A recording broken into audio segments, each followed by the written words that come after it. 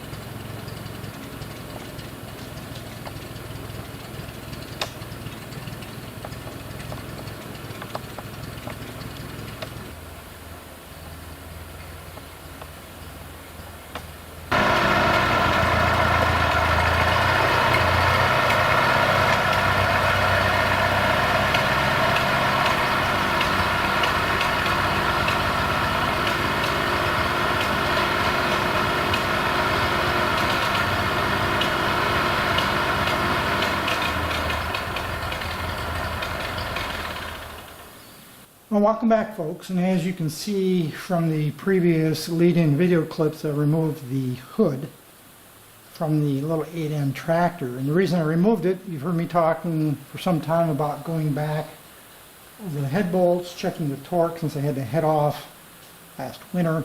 I've used the tractor now for probably 3 hours or so, so it's time to recheck the torque on the head bolts. I'm also going to polarize the generator. That's the generator right there. It's not an alternator, it's the original type of generator. It's a 6-volt positive ground system. I don't think the generator is charging. Not 100% sure about that, but I'm going to start by polarizing the generator, which is easy to do, and then I'm going to do a series of tests to see if I can determine if that generator is in fact working. If it's not, there is a place north of me, I'm going to say 25 miles or so, that actually still rebuilds old vintage alternators, starters, generators, and they've got a very good reputation in this area for that kind of work. So if I have to get it rebuilt, I will. I'm not going to replace it with an aftermarket. It's just not kind of the way I roll. I want to preserve the original if I can. So let's see, what else am I going to do besides the head bolt torque and the generator? Oh, I'm going to do a compression test, compare the before and the after, having done that valve job last winter. Curious how it has improved things, if at all. I do think the engine is burning a little oil, and I think it's because of the rings, very likely, and because the cylinders were very smooth. There was no cross hatching left in the cylinders, and I suspect a little oil is getting past the rings. It does start really easy, as you saw there when I was in the barn. It starts really easy, so it can't be too low on compression, otherwise it would be a hard starter, and it's not.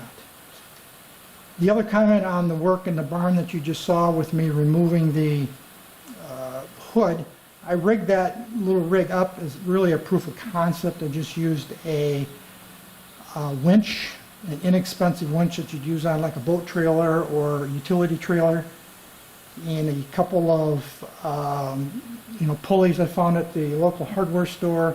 The winch is rated 800 pounds. The pulleys are rated to 480 pounds each.